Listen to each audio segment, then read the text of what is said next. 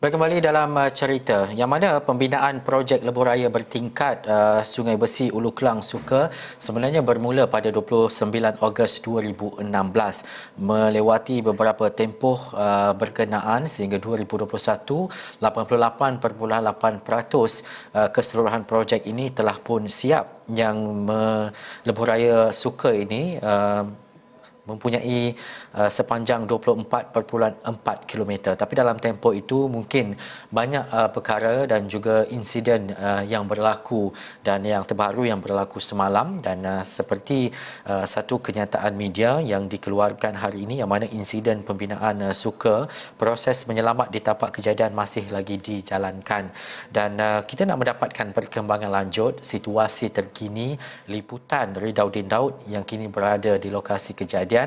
Bagaimana perkembangan dan situasinya, kita terus saja bersama dengan Ridauddin. Kalau boleh ceritakan daripada pagi tadi Ridauddin berada di sana dan sejak semalam kita membawakan laporan ini sehingga ke saat ini apa yang berlaku dan juga bagaimana dengan proses menyelamat di tapak pembinaan berkenaan. Baik, terima kasih Ehsan. Ehsan, seperti yang kita tahu 3 individu maut dalam insiden yang berlaku di kawasan ini dan 2 semalam sudah pun selesai dan hari ini sebenarnya daripada semalam sebenarnya masih lagi tinggal 1 lagi mangsa di bahagian atas ini yang masih lagi tersepit yang tidak lagi dapat diturunkan sehinggalah pada waktu ini seperti apa yang saya kongsikan dan anda juga boleh baca di dalam portal esrawani.com. Cabaran paling besar untuk petugas penyelamat adalah untuk memastikan bahawa apabila kren gantri yang menghempap mayat itu diangkat, ia tidak menyebabkan kawasan yang lain yang seperti saya ceritakan sebelum ini dinamakan sebagai beam ataupun rasuk konkrit itu runtuh. Kerana jika ia runtuh, pastinya ia akan membawa mudarat yang lebih besar. Jadi sejak dari pagi tadi sebenarnya kami sudah berada di sini sejak jam 6.30 pagi. Daripada pagi tadi sebenarnya kerja-kerja sudah pun bermula kira-kira jam 7 pagi dan lebih. Dan daripada pagi tadi sebenarnya antara usaha yang dilakukan hanya adalah untuk memastikan, untuk menstabilkan binaan di sini dan memastikan bahawa sekiranya kren gantri itu diangkat, ia tidak membawa mudarat besar seperti runtuh dan sebagainya. Jadi itulah yang dilakukan sejak daripada pagi tadi. Dan sebenarnya baru saja sebentar tadi kita ada berhubung dengan wakil daripada Prolintas. Sebenarnya beliau memberitahu kemungkinan ia akan selesai turun pada tengah malam ini dan juga saya juga sudah menghubungi ketua operasi daripada Bomber juga. Beliau juga mengatakan mungkin malam ini juga mungkin mereka dapat turunkan. Sekarang mereka sedang berusaha untuk mengukuhkan binaan di sekeliling, di bawah dan juga di atas untuk memastikan sekiranya apabila kren diangkat tiada langsung runtuhan atau apa-apa kejadian tidak diingini berlaku. Jadi itu saja antara yang boleh dikatakan. Sejak dari pagi sebenarnya kami menantikan sama ada sidang media atau apa saja kenyataan, nampaknya masih lagi tiada, hanya ada kenyataan media yang dikeluarkan. Prolintas juga baru saja sebentar tadi sudah pun mengeluarkan satu lagi kenyataan bahawa mereka akan memandang serius perkara ini dan menghukum sekiranya benar-benar terdapat kecuaian berlaku dalam insiden yang berlaku pada hari ini. Namun apa yang saya boleh katakan setakat ini mayat masih lagi berada di atas. Anggota di bawah sejak dari pagi tidak berhenti tanpa menghiraukan penat dan lelah dari pagi berusaha untuk memastikan apa yang dirancang iaitu untuk mengukuhkan binaan di kawasan ini dapat dilaksanakan. Sekurang-kurangnya mereka mungkin berharap bahawa sekurang-kurangnya hari ini juga dapat menurunkan mayat itu, Ehsan. Dan juga Ridauddin, kita tahu perkembangannya dan juga media berada di sana selain daripada kita mendapatkan kenyataan media dari semasa ke semasa termasuk daripada Prolintas dan sebagainya.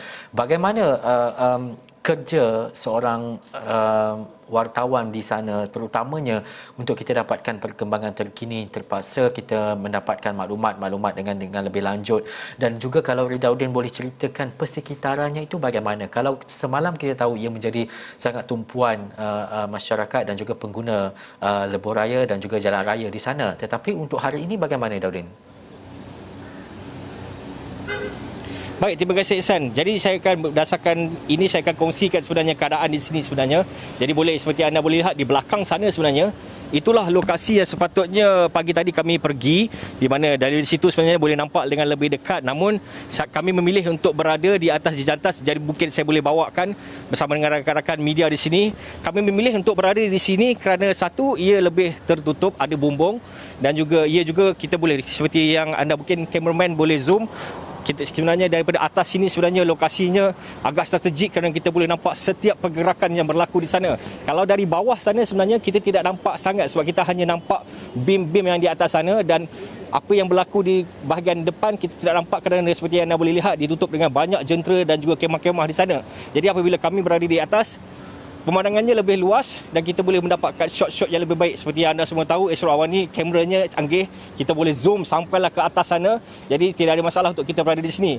Dan ini mungkin saya boleh kongsikan, ini antara rakan media yang ada sejak dari tadi, semuanya masih lagi sibuk kerana memandangkan kita dapat statement demi statement baru sebentar tadi. Jadi inilah Ihsan bagaimana tempat kita duduk. Di sinilah kerusi yang saya duduk sebentar tadi. Ada juga, mungkin kita boleh rapat sikit. Ada juga, ya, kami tidak tahu dari mana cushion ini ada, tapi kebetulan cushion ini ada di sini. Jadi inilah kami duduk. Jadi beginilah keadaannya. Mungkin dulu orang kata, wah seronoknya media dapat itu, dapat ini daripada orang. Tapi sebenarnya hakikatnya beginilah kerja kita untuk mendapatkan maklumat. Berpanas, berhujan di sini, dan mujur kita ada jantan sini, jadi kita boleh berehat di sini dan juga berteduh dari panas dan hujan. Namun beginilah, mungkin kita boleh pusing di sebelah sana juga ada rakan setugas untuk saya tunjuk secara menyeluruh kawasan jantan sini. Jadi beginilah Ihsan keadaannya, di mana saja tempat untuk kami buat kerja, kami akan pergi, kami akan berhenti. Tapi apa yang penting, kami akan sampaikan maklumat kepada anda semua untuk pastikan tiada langsung maklumat palsu yang tersebar, kerana pastinya di Astro Awan ni semuanya sahih dan terkini Ihsan.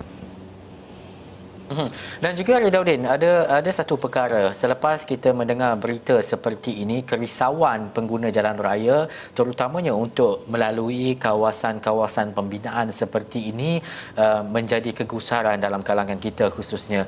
Tetapi bagaimana untuk kita memahami segala tindakan dan juga laporan ini, kita memberikan sesuatu untuk maklumat dan juga informasi agar masyarakat tahu bahawa mungkin ketika ini proses menyelamat sedang dijalankan.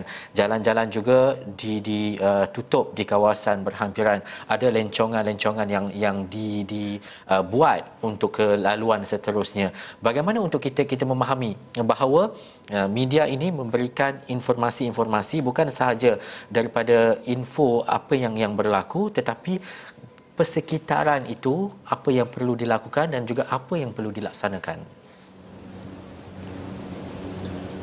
Okey, baik Ihsan, terima kasih Ihsan. Betul Ihsan, seperti yang mungkin kamera mungkin boleh tunjukkan di seberang sana Ihsan, sebenarnya jalan sudah pun ditutup di seberang sana, dan juga siapa saja ingin masuk mereka akan ditanya. Jika boleh lihat sebenarnya ada anggota polis juga di sana. Jadi setiap kali mereka ingin masuk, mereka akan ditanya sekiranya mereka ada urusan di dalam ini, kerana di sini sebenarnya ada banyak industri, kawasan industri, dan juga ada perumahan di kiri dan kanan kawasan ini. Jadi mahu atau tidak mahu, masih ada orang yang dibenarkan masuk. Seperti anda boleh lihat, ada motosikal yang sedang memasuki kawasan ini. Jadi sebenarnya ia masih lagi benarkan, walaupun kita tahu keadaan ini tidak selamat sebenarnya, namun segala aspek terutama daripada SOP keselamatan sudah pun dibuat. Seperti yang mungkin anda boleh kongsi, saya boleh tunjuk di sebelah sana, anda boleh lihat itulah sempadannya. Jadi saya boleh katakan bahawa kawasan yang saya berdiri sekarang, sehinggalah ke sempadan itu saya boleh labelkan sebagai zon hijau, iaitu zon selamat, dan masuk saja ke dalam kawasan itu sehinggalah mungkin kalau kita boleh zoom, sehinggalah ke kawasan anggota polis dan juga bomber beberapa orang di sana.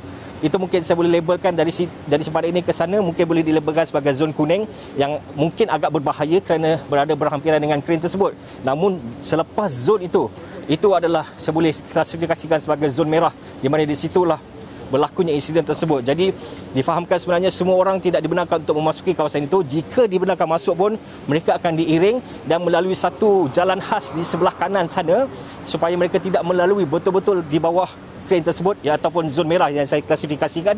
Jadi sebenarnya itulah sebenarnya SOP yang mungkin ada yang tertanya-tanya, adakah keselamatan diberikan perhatian di sini. Tapi boleh saya katakan sejak dari pagi sehinggalah pada waktu ini, saya boleh katakan keselamatan di sini benar-benar dijaga, walaupun mungkin ada cakap-cakap yang mengatakan bahawa selepas insiden berlaku barulah ada keselamatan. Itu tak apalah, kita mungkin biarkan saja. Namun boleh dikatakan sejak dari pagi sebenarnya anggota polis sudah berada di sini, anggota bomber, APM, petugas keselamatan, DOS, CIDB dan segala-galanya semua berada di sini untuk memastikan operasi pada hari ini dapat diselesaikan, dan keselamatan terutamanya keselamatan penduduk sekitar dan juga orang yang berada di kawasan sini yang mahu pergi bekerja ataupun mahu mungkin pulang ke rumah sentiasa terjaga dan terpelihara. Jadi boleh dikatakan keselamatannya, walaupun kami betul agak bimbang kerana kita lihat tak jauh pun sebenarnya kawasan itu dengan sini, namun apabila melihat aspek keselamatan yang ditekankan di sini sejak dari pagi, ia sedikit sebanyak memberikan kelegaan kepada kami kerana kita tahu keselamatan kita sentiasa dijaga. Jadi jika ada apa-apa pun kita ada tempat untuk dirujuk, iaitu orang-orang yang di sebelah sana, Ihsan. Dan juga Ridauddin, mungkin dalam tempoh 1 minit, kita tak tahu Ridauddin akan pulang pada pukul ataupun jam berapa, tetapi bila kita berada di sana, mungkin ada maklumat yang mungkin kita tak tahu pada pukul berapa ia sampai dan sebagainya. Orang akan bertanya apa yang ditunggu wartawan ketika ini, ketika berada di lokasi. Baik, sebenarnya kita banyak benda yang kita tunggu sebenarnya. Kita tunggu sidang media, kita tunggu kenyataan demi kenyataan daripada pihak berwajib. Kita tunggu yang paling utama sebenarnya, kita tunggu bilakah mayat yang di atas itu akan diturunkan. Itulah yang sebenarnya kita tunggu dari pagi. Walaupun orang tahu kita hanya menunggu tanpa ada sebarang maklumat terkini, namun itulah tugas wartawan. Kita akan sentiasa menunggu kerana pastinya sekiranya kita mungkin beredar sekarang, mungkin kita akan terlepas kenyataan ataupun momen yang kita tunggu dari pagi. Jadi sebab itu kita akan terus menunggu di sini. Jadi antara yang paling utama seperti ini, pada waktu ini sudah semestinya kita ingin tahu bilakah mayat ini akan diturunkan dan difahamkan tengah malam nanti. Mungkin juga kita akan bersiaran langsung ataupun mungkin kita akan merekodkan detik itu. Jadi itulah antara yang ditunggu-tunggu sejak dari pagi, bahkan sejak dari semalam lagi, Ihsan.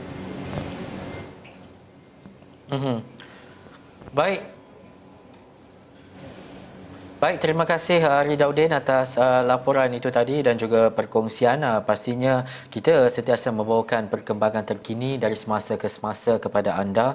Bermula semalam, rakan wartawan kami Hasimi Muhammad berada di sana sehingga tengah malam juga, dan juga hari ini kami bawakan daripada awal pagi sebenarnya perkembangan dan juga situasi terkini, kenyataan demi kenyataan yang dikeluarkan, dan juga laporan itu boleh anda dapatkan menerusi astroawani.com dan juga untuk buletin dan juga Awani 745 khususnya. Segala perkembangan yang kami bawakan kepada anda untuk kita melihat kepada bagaimana perjalanan berita dan juga info itu dapat disalurkan dengan baik, tepat dan juga betul. Baik, sekian dulu cerita untuk waktu ini dari World Trade Center Kuala Lumpur. Terima kasih kepada anda yang menonton. Saya Sanaya. Assalamualaikum dan jumpa lagi.